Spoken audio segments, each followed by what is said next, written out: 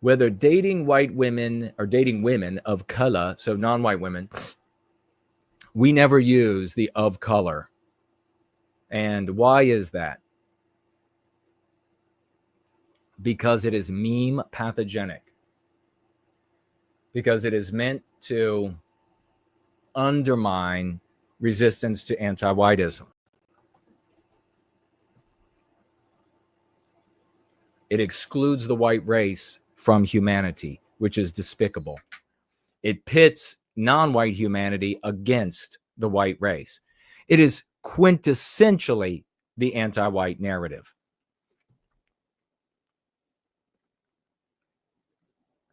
A reader asked the New York Times Magazine's The Ethicist, yeah, ethics, I'm sure that's the specialty, by an anti-white metric, advice column, whether a, quote, straight white dude can date, quote, women of color to, quote, combat racism. The anonymous reader explained his controversial preference for dating non-white women to the columnist Kwame Anthony Appiah on Valentine's Day.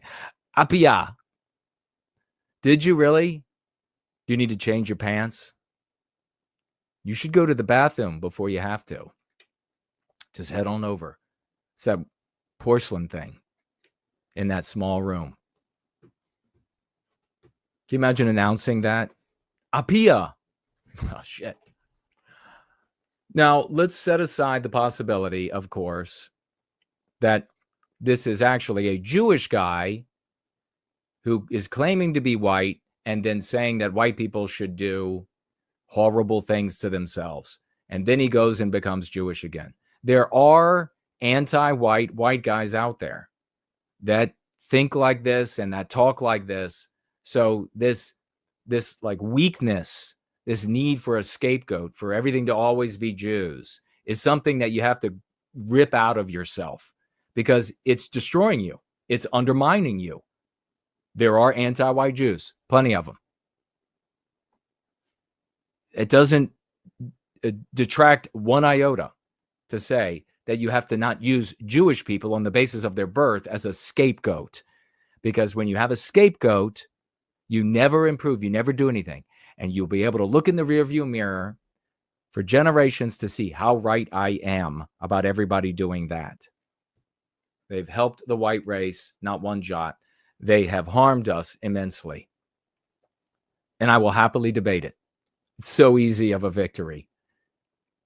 I could walk on my hands underwater in an ice storm, chased by a walrus, and I will still win that conversation. Quote, I want to prioritize dating women of color, close quote. The reader wrote, I'm after a cross-cultural relationship. I believe very strongly that one of the main ways to combat racism is through relationships. So what have I taught for so many years?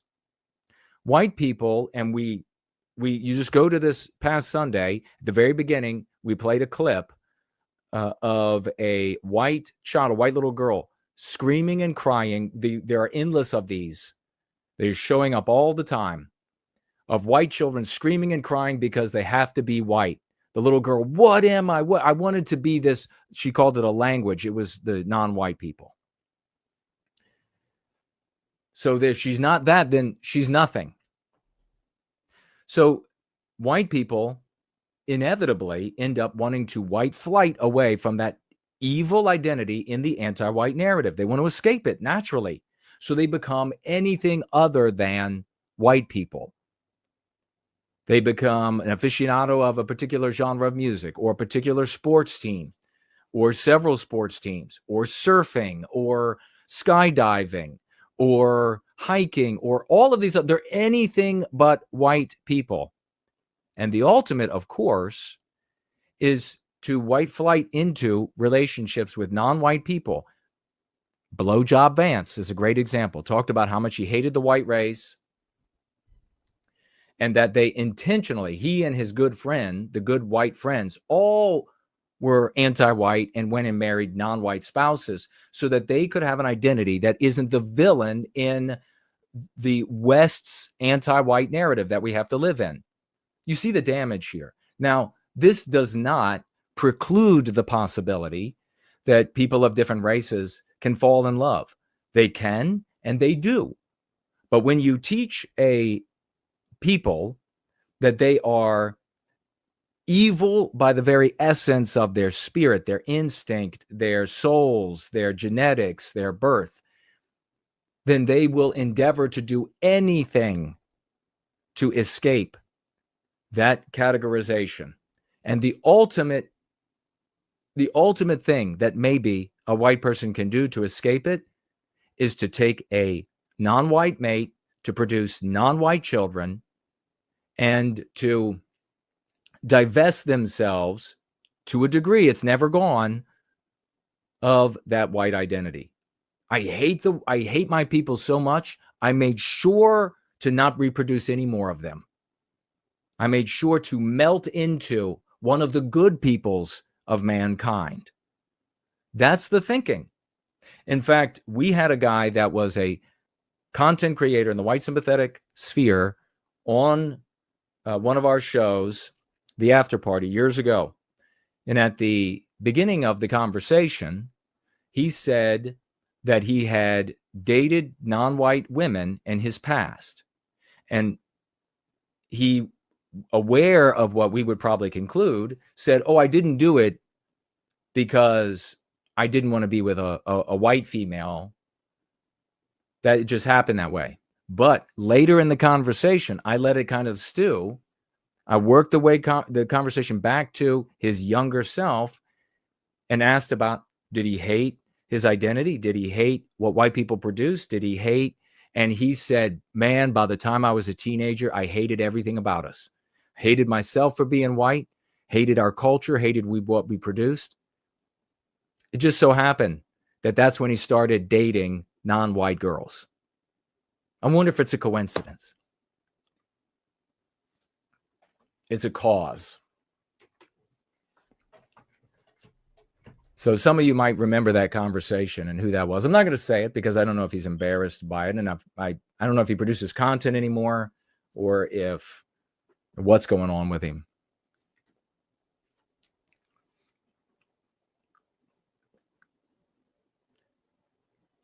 Part of me thinks that I will always be somewhat disappointed in what ends up becoming one of the most important relationships in my life if it's with another white person.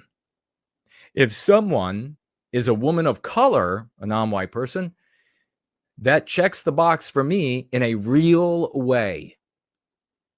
What kind of self-hatred, what kind of white noir is this? And yet you are told, I am told, for the totality of our lives by anti-whites, that white people are not harmed in the West. Grok will tell you that white people are not harmed in the West. It just so happens that many of our members end up hating themselves so much as a result of what they learned from the anti-white narrative that they want dissolution for their racial identity. They want biological white erasure. That is the most heinous, the deepest, the blackest, the most criminal and demonic injury that can be inflicted on a group of people. To have them raise their hands and say, I don't want to exist anymore. Let me blend into, let me melt into any other race of people so that I cease to be and the people that I am part of cease to be, so that we can defeat the evil that is my people. Because when he's saying things like anti-racism and racism and this kind of stuff, that's what he's saying. The evil of the white race.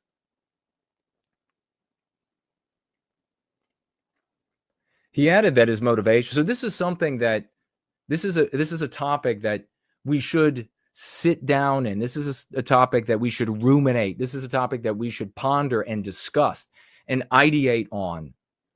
These are the important issues of our age. There is proof that abounds, multitudinous of proof of our injury in the here and now. It's happening to our adults. and the consequences of what they learn over the course of their life. It's happening to our children. It's happening to our men, our women. It's happening to our seniors. It's happening to all of us. And yet, in so much of the sphere, so many of the content creators that proclaim to be advocates for our people, this is never discussed, is it? Never discussed. Never discussed. What is just, if there's any comment about white people at all in our well-being, it's something that is infantile, hyperbolic. They, and the they is not anti-whites, it's Jews, or it's some club of Rome, or it is some other secret society. They want to genocide the white race is genocided. We have real injuries right now. We have more than enough injuries, deep, profound, psychological, spiritual, psycho-spiritual, physical injuries every single day in our lives that should be enough to weld the people together and to inspire a resistance like the world has never seen. But we're not talking about it, only here. And then we have people like this scumbag showing up. Didn't this guy support the COVID jab? So that others won't come to see what we have to say. We have people who are, I don't know, concerned in this community about retweeting me and retweeting my streams, because what will the other white sympathetics out there who are doing nothing to benefit us, what will they think of you then if you retweet me? If you retweet the no white guilt guy? You know this is true. What will they think? It's time to get rid of them. It's time to tell them to themselves off.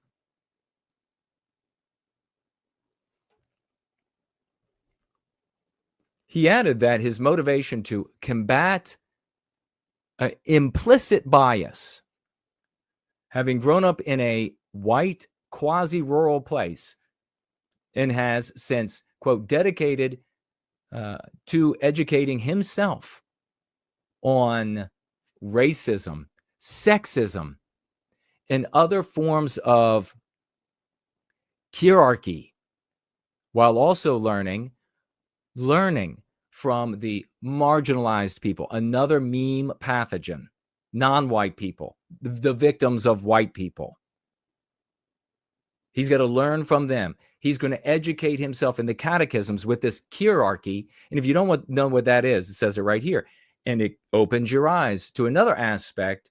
I have so many arguments with content creators out there that will say, feminism isn't anti-white. It's anti-male. When you see all of the black males that are destroyed by feminism, they're just always talking about how evil black males are. Feminists are always talking about how evil and going after the norms of black males or the norms of Asian males, the norms of Jewish males. No, they're silent all the time on those things. They're silent.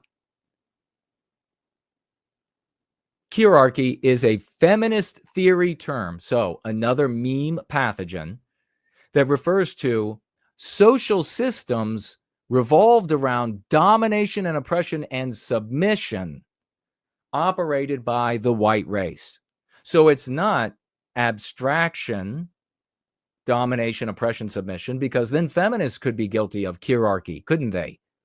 That's the angle that a cuck-servative would take. They would adopt the anti-white feminist concept and then fecklessly endeavor to redefine it so that they can prove and own the wokey by them having a double standard or being a hypocrite, because that has worked so well in our resistance against our victimization.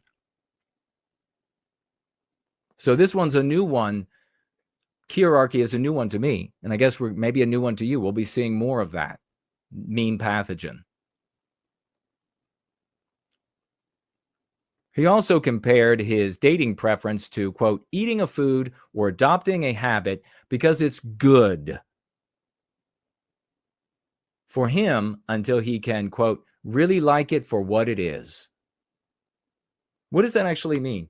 That he's not as attracted to non-white women, but he'll date them until he likes it? Because that's how much he hates himself? Both I, he writes, and my hypothetical partner of color would be choosing more learning and less comfort. So we will be dedicating ourselves to the war against the white race and its projection into the world Western civilization, to put forth greater effort and practice more listening than we otherwise would in a culturally homogeneous, committed relationship. And one of the main ways that I hope to combat racism, says this anti-white POS, individually, is by leveraging my own privilege. Leveraging my own privilege, another mean pathogen, economics, family connections, education, all of that's white privilege. For people of color, for non-white people, including any biracial children we bring into the world. There is, in this article, some real eye-openers that prove to you the veracity and effectiveness of the Go Free method, of our assessment of where we are in the world, of anti-whiteism, what we are actually in. Really an eye-opener. Although Appiah called his dedication impressive, New York Times, he warned the reader about the downsides to treating a relationship like a seminar. So that's where the ethicist, the anti-white ethicist comes in.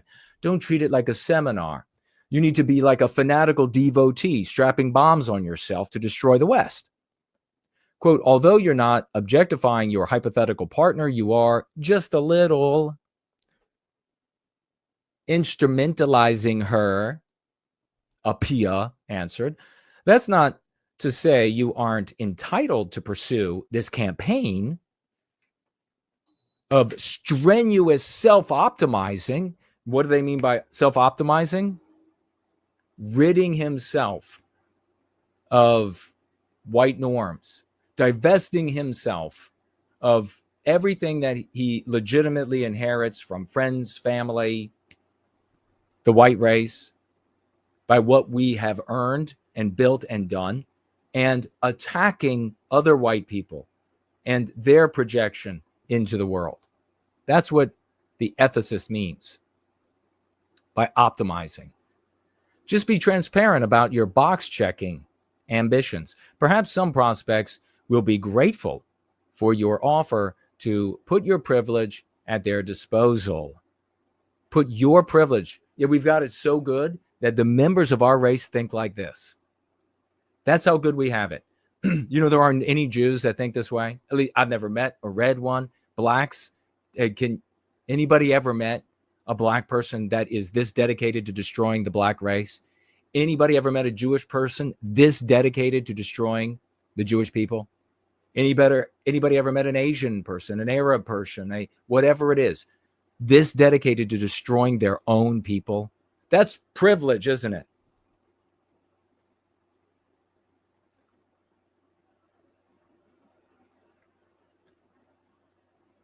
But how to put this? I suspect that most would rather be your honey bun than your grain bowl, said the deep thinking anti-white ethicist over there at New York Times. Here's my biggest hope as we're going to drop this story and move on to one other very briefly, but related to this, is that I hope he finds a black female to date and that a bunch of black guys whoop the ever-living shit out of him for it. It's just my hope for him. I want the very best.